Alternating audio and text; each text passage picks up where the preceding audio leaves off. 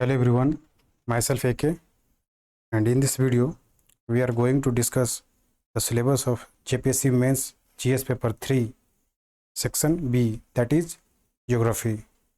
So let us move quickly to the syllabus portion. तो first topic जो इसमें आता है वो है फिजिकल ज्योग्राफी का, ठीक है। उसके भी सब सेक्शन 1 में origin and evolution of earth, फिर दूसरा जो है interior of earth, Wegener's continental drift theory, plate tectonic theory, volcanoes, earthquake, tsunami. Very important topic, ये मतलब बेस है, आपका बेसिक है।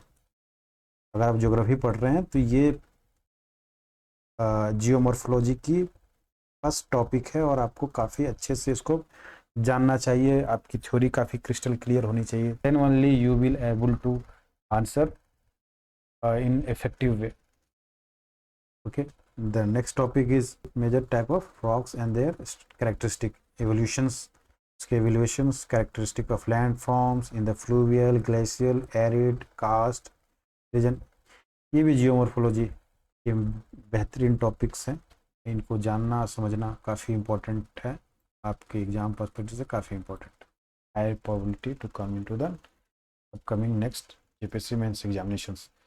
Next sub topic is geomorphic process. Geomorphic process में क्या क्या आता है? वेदरिंग आता है, मास पेस्टिंग आता है, इरोजन आता है एंड डिपोजिशंस आता है। इसके साथ साथ सॉइल फॉर्मेशंस होते हैं, landscape cycles, ideas of Davis and Penck. ये माइंड करिए ये टॉपिक को, idea of Davis and Penck. ये अभी तक तो नहीं, इस लेवल तक नहीं पूछा है JPSC, but Who knows, next chances इन्हीं के हों कह नहीं सकते हैं। हमें हर चीज़ के लिए प्रिपेयर होना है, prepare for the worst and hope for the best. हमारा अगला जो टॉपिक है वो है कंपोजिशंस। किसका? एटमॉस्फेयर का। स्ट्रक्चर किसका? एटमॉस्फेयर का। स्ट्रैटिफिकेशंस किसका? एटमॉस्फेयर का। एटमॉस्फेयर यहाँ जो है काफ़ी इंपॉर्टेंट है, इसको भी जानना बहुत ज़रूरी है। Next topic is insolation, heat budget of the earth.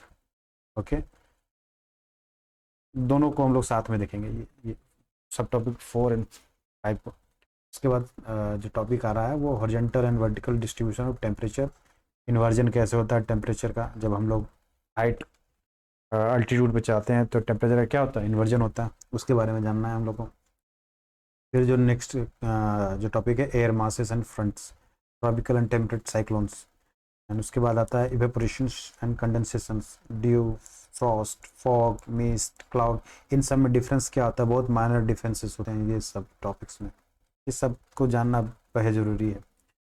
Clouds हो गए, टाइप्स ऑफ रेनफॉल हो गए, very important. 3 types of rainfall are there, उनको भी जानना ज़रूरी है। उसके बाद आता है क्लासिफिकेशंस ऑफ क्लाइमेट, इनके द्वारा जो दिया गया, एक कॉपेन के द्वारा पढ़ना है और एक थॉर्नवेट के द्वारा पढ़ना है। ये 2 क्लासिफिकेशन को हमें जानने हैं। क्वेश्चंस नहीं आए हैं इस लेवल के अभी तक, बट वेरी इंपॉर्टेंट, कभी भी आ सकते हैं, हु नोज। फिर नेक्स्ट टॉपिक जो है hydrological cycle, distribution of temperature and salinities in the oceans, ocean sea, wave हो गया, टाइड्स हो गया, करेंट्स हो गया, ओशन फ्लोर, रिलीफ फीचर्स। ये सारे टॉपिक जो है, ये जो है लास्ट जो टॉपिक है वो ओशनोग्राफी के, ठीक है। ये जो टॉपिक जो आता है, ठीक है, ये जो टॉपिक जो है ये वाला, ठीक है, ये ओशनोग्राफी से और ये जो टॉपिक जो है सारे यहाँ से यहाँ तक, ये क्लाइमेटोलॉजी, ये ओशनोग्राफी, ठीक है। और ऊपर वाला जो 3 टॉपिक जो हैं ये जियोमॉर्फोलॉजी के टॉपिक्स हैं, ठीक है। तो ये हमारे सेक्शन ए में है, फिजिकल ज्योग्राफी। अब बात आती है कि इसे प्रिपेयर कहाँ से करनी है। तो इसे प्रिपेयर करनी है, पहली बात तो हमें क्लास 11th की NCERT से प्रिपेयर करनी है। काफ़ी अच्छे से दी हुई है, but those who are not read it before, उनको समझने में NCERT थोड़ी दिक्कत होगी, क्योंकि NCERT की जो बुक है ना वो काफ़ी कम पैराग्राफ में बहुत सारे कंसेप्ट को समझा के चली जाती है, और जो नए न्यू कमर्स बच्चे जो पढ़ रहे होते हैं उन्हें पता भी नहीं चलता है कि वो एक पैराग्राफ में कितने कंसेप्ट को उड़ा ले गया। तो NCERT को काफ़ी अच्छे से पढ़ना और बार बार पढ़ना बेहद खास हो जाता है, बेहद ज़रूरी होती है। उसके अलावा भी आप जैसे कि ये क्लाउड वाली चीज़ को और सुनामी, अर्थक्वेक, वोल्केनो। अर्थक्वेक तो काफ़ी अच्छा सा एनसीईआरटी में दिया है, बट वोल्केनो को उन्होंने काफ़ी मतलब अच्छे से, उतना अच्छे से कवर नहीं किया, तो उसको आप जीसी लियोंग के बुक है जीसी लियोंग, उससे आप कवर कर सकते हैं। ठीक है, इसी नेक्स्ट टॉपिक में मैं सारे बुक्स के नाम भी अगर आपको जरूरत होगा तो आप उसे कमेंट में बता देंगे, मैं एक अलग से वीडियो बना दूंगा उसके ऊपर। ठीक है, तो ये फिजिकल ज्योग्राफी मैंने बता दिया, NCERT 11th plus GC Leong. GC Leong में कहाँ कहाँ वो यूज आएगा वो भी मैं बता देता हूँ। GC Leong is very good for volcano. उसके बाद आपका वोल्केनो हो गया, और मेजर टाइप ऑफ रॉक्स भी उसमें कुछ मिल सकते हैं। फिर आपको क्लाइमेटोलॉजी काफ़ी अच्छे से उसमें मेंशन्ड है, आपको क्लाइमेटोलॉजी के लिए रेफर करनी चाहिए जीसी लियोंग। ठीक है, तो ये टॉपिक काफ़ी अच्छे से जीसी लियोंग में समझाए हुए हैं, तो आपको जीसी लियोंग की बुक को रेफर करनी चाहिए इन सारे टॉपिक्स के लिए। Oceanography then again NCERT is good enough. और अगर नहीं होता है, वैसे तो मैं सारे सारे ऊपर जितने भी सब टॉपिक्स है सबके ऊपर लेक्चर लूंगा। अगर आप देखना चाहेंगे तो उसे रेफर कर सकते हैं, अगर आप चाहें तो उसे रेफर कर सकते हैं। सारे टॉपिक्स को मैं लूंगा, और जो टॉपिक्स नहीं है जैसे कॉपेन थॉट वेट हो गया, ये सब इनके क्लासिफिकेशन ऑफ क्लाइमेट्स के जो क्लासिफिकेशन है, इनके ऊपर भी नोट्स प्रोवाइड करने की कोशिश करूंगा मैं। अदरवाइज क्लास तो मैं लूंगा इन सारे टॉपिक्स पे। ठीक है, इसी के साथ हम लोग आगे बढ़ते हैं सेक्शन बी में। ठीक है, physical and human geography of India. इसमें जो पहला टॉपिक जो आता है, structure, relief and physiography of division and drainage system of Himalayan peninsular river. Very very important topic, drainage system. ठीक है, फिजियोग्राफिक डिवीजन, इंडिया के फिजियोग्राफिक डिवीजन, रिलीफ, स्ट्रक्चर्स। ठीक है, हिमालय और पेनिनसुलर इंडिया के, इन सब टॉपिक को बेहतरीन ढंग से समझना और उसके नोट्स प्रिपेयर करना काफी इंपॉर्टेंट है आपके mains examination point of view से। ठीक है, आप इन सभी टॉपिक पे अपनी जो कंसेप्ट है काफी क्रिस्टल क्लियर रखें, क्योंकि जरा सा भी चूक होती आप उस लेवल का जो जिस लेवल की आप परफॉर्मेंस चाहते हैं, मीन्स उस लेवल की परफॉर्मेंस दिक्कत आ सकती है अगर आपने इतने अच्छे से इन सब टॉपिक को नहीं कवर किया है। तो अभी समय है, अभी अभी 11 जेपीसी की नोटिफिकेशंस भी नहीं आई है, अभी समय है, आप काफी अच्छे से इसके ऊपर ध्यान दें। और मैं कोशिश करूंगा कि पहला या दूसरा लेक्चर्स जो है वो इन्हीं सब टॉपिक पर लूँ। ज्योग्राफी को पहले लूँ, ज्योग्राफी या फिर पॉलिटी, दोनों में से कोई एक को मैं पहले स्टार्ट करूंगा, या फिर दोनों साइमल्टेनियसली भी स्टार्ट कर सकता हूँ मैं। तो अगर आपको लगता है रेफर करनी चाहिए ये वीडियोस, तो you can choose your. Okay, let's move to another sub topic. Indian monsoon mechanism, इनकी मैकेनिज्म क्या है, onset and retreat of monsoon क्या है, क्लाइमेट टाइप्स क्या है, green revolutions, Indian impact, major crops of India and food scarcity. ये सारे topic को आपको कवर करने होंगे। This topic are very important. Okay, now let's come to the another topic of physical and human geography of India, which is natural vegetation, forest and distribution, wildlife conservations and biosphere reserve.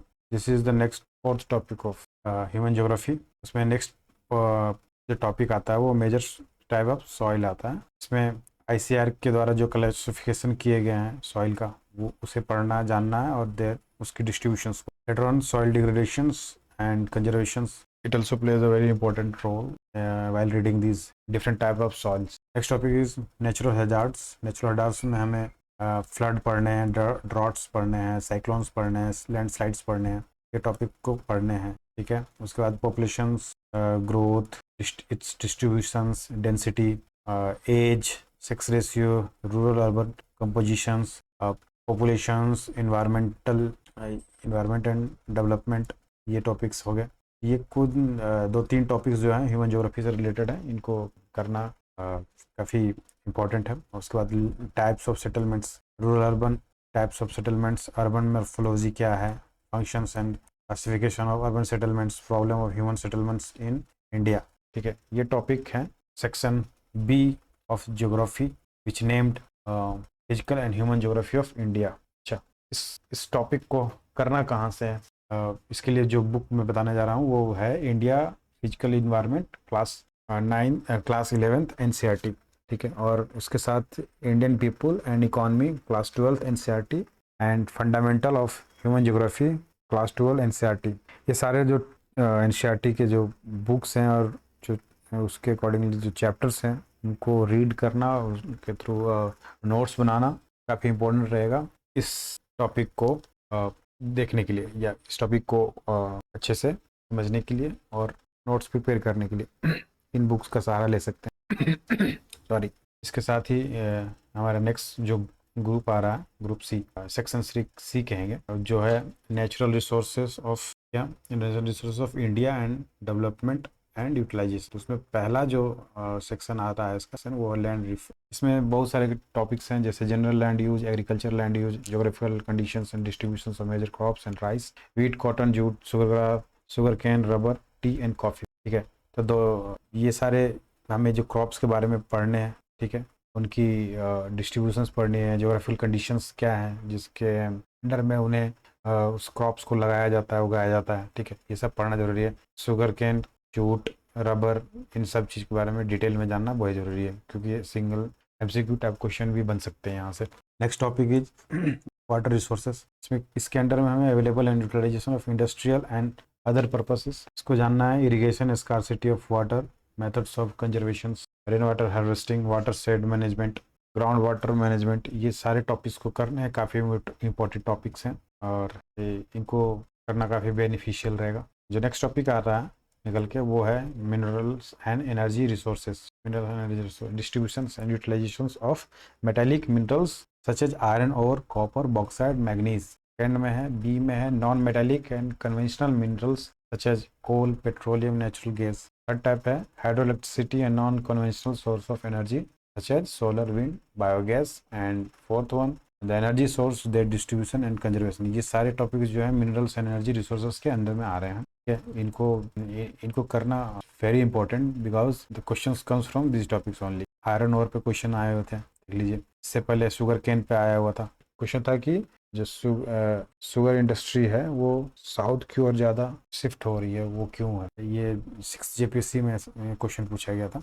ठीक है, आगे आगे हम देखेंगे। Iron, development of industry, types of industry में, factors of industrial locations, very important, distribution and changing pattern of selected industry में iron and steel आ गया, कॉटन टेक्सटाइल हो गया, शुगर एंड पेट्रोकेमिकल इंडस्ट्री। तो यहाँ पर था शुगर इंडस्ट्री के बारे में पूछा गया था, सॉरी मैंने ऊपर में कह दिया, बट ऊपर में सिर्फ शुगर केन के बारे में, क्रॉप्स के बारे में जानना है। बट इंडस्ट्री के बारे में अगर बात करते हैं तो शुगर इंडस्ट्री से रिलेटेड जो क्वेश्चन आया था 6 जेपीएससी में, ठीक है, वो यहाँ से आया था निकल कर। और 7 जेपीएससी में आयरन एंड स्टील इंडस्ट्री से रिलेटेड क्वेश्चन, ठीक है, इसको जानना इंपॉर्टेंट है। इससे रिलेटेड आपको नोट्स सारे बनाने होंगे, उनको प्रॉपर रिविजन करनी होगी। ठीक है, नेक्स्ट है transport and communications and international trade. इसके अंदर road, railways, waterways, basis of international trade, changing pattern of India foreign trade, ये सारे टॉपिक्स हैं। अभी तक तो इससे क्वेश्चन नहीं आया है, बट आगे आने के चांसेस काफ़ी हाई हैं। So changing pattern of Indian foreign trade को पढ़ना काफ़ी इंपॉर्टेंट रहेगा। इसी के साथ हम आते हैं अपने फोर्थ डी सेक्शन पे, जो कि है and utilize geography of Jharkhand and utilization of its resources. ठीक है, तो इसमें में पहला जो हम देख रहे हैं वो है geography, geological history, land forms, drainage, climate, soil type and forest, agriculture, irrigation, Damodar and Subarnarekha valley projects, mineral resources of Jharkhand and their extraction and utilization, ये टॉपिक है। ठीक है, ये टॉपिक है काफ़ी इंपॉर्टेंट है और आपको इनको डीप स्टडी की रिक्वायरमेंट होगी। Now come to the next topic which is population of Jharkhand, growth, distribution, density, tribal populations, their distribution, problem of tribes and tribal development, plans, their customs, rituals, festivals, etc. Again, industry. Next one is industry, urban development, major industrial iron, steel, and cement, cottage industry. All these industry are important regarding to the Jharkhand, regarding the geography of Jharkhand. The next topic is pattern of urban settlement and pollution problem. ये सारे topics हैं जो झारखंड के geography के अंदर में आते हैं। इनसे रिलेटेड क्वेश्चन आप अगर प्रिपेयर करना चाहें, अगर आंसर करना चाहें, तो आप इन टॉपिक पे आपको नोट्स प्रिपेयर करनी चाहिए एमसी। और अगर आप इसको अटेम्प्ट नहीं करते हैं फिर भी एमसीक्यू क्वेश्चन इससे काफ़ी बनते हैं, तो 2 या 3 क्वेश्चन आते हैं, इस वजह से भी ये टॉपिक काफ़ी इंपॉर्टेंट हो जाता है। यही बात इस टॉपिक को कहाँ से कवर करने की, तो ये टॉपिक आपको ज्योग्राफी ऑफ झारखंड, ये इनसाइड झारखंड को आप रेफ़र कर सकते हैं, और मनीष रंजन जी की जो बुक है उससे भी आप इसको रेफ़र कर सकते हैं। उड़ान, जो काफ़ी फैक्चुअल चीज़ें कवर की गई हैं, उसमें काफ़ी अच्छे से की गई हैं, उसके लिए आप वहाँ से इसको देख सकते हैं। एक चीज़ और, ग्रुप सी की जो बुक लिस्ट है वो मैं बताना भूल गया था, उसको ग्रुप सी में आप नोट कर लेंगे कि जो एनसीईआरटी क्लास 12 की जो एनसीईआरटी है, इंडिया पीपल एंड इकोनॉमी, वो काफ़ी बेनिफिशियल रहेगा इन सारे टॉपिक को टैकल करने के लिए। ये सारे टॉपिक हैं, इसके लिए एनसीईआरटी आपको class 12 NCERT Indian people and economy, ये एनसीईआरटी वेरी इंपॉर्टेंट है इस टॉपिक को देखने के लिए और अंडरस्टैंड करने के लिए। ठीक है, इसके साथ ये हमारा ये ज्योग्राफी का जो सिलेबस है वो कंप्लीट होता है और काफ़ी इम्पोर्टेंट सब्जेक्ट है और काफ़ी इंटरेस्टिंग सब्जेक्ट है, क्योंकि ये इसमें बहुत सारे साइंटिफिक एलिमेंट्स भी साइंटिफिक दृष्टिकोण से इसको समझा जाना और पढ़ा जाना काफ़ी बेनिफिशियल होता है और काफ़ी इंटरेस्टिंग है ये सब्जेक्ट। इन्हें इस टॉपिक को आप अच्छे से करें और ये आपको काफ़ी अच्छे मार्क्स इन रिटर्न देंगे। सो पेपर 3 जो जेपीएससी मेंस का जो जीएस पेपर 3 है, हिस्ट्री एंड ज्योग्राफी, काफ़ी स्कोरिंग पेपर है और अगर आप अच्छे से प्रिपेयर करते हैं हिस्ट्री और ज्योग्राफी को तो इसमें आप अराउंड 120 to 140 भी आप स्कोर कर सकते हैं, बशर्ते आपकी एमसीक्यूज जो है 10 हिस्ट्री प्लस 10 ज्योग्राफी, ये आपके पूरे के पूरे सही होने चाहिए और बाकी जो डिस्क्रिप्टिव वन है वो आपको अपने अच्छे से जो हर एक क्वेश्चन की डिमांड होती है उसके अकॉर्डिंगली आपने सारे आंसर किए हों, सारे जो रिक्वायर्ड एलिमेंट्स होते हैं आंसर राइटिंग के, इंट्रो, बॉडी एंड कंक्लूजन को काफ़ी अच्छे से आपने जब प्रेजेंट किया है with in the time word limit जो कि 500 से 600 वर्ड होती है पर क्वेश्चन, उसके अंडर में अगर आपने किया है तो आप rest assure you will get a very good marks and it will reciprocate in other subject also, other GS paper also. So believe in your self, be a believer and prepare these two topics very emphatically and I'm sure that you will get a very good marks. Finally, I will conclude this session with a humble request of like, comment, share this video with your nearest and dearest one who is preparing for JPSC Civil Service examinations. Please do comment. तो अब हम लोग इस session को wrap up करते हैं। Thank you very much.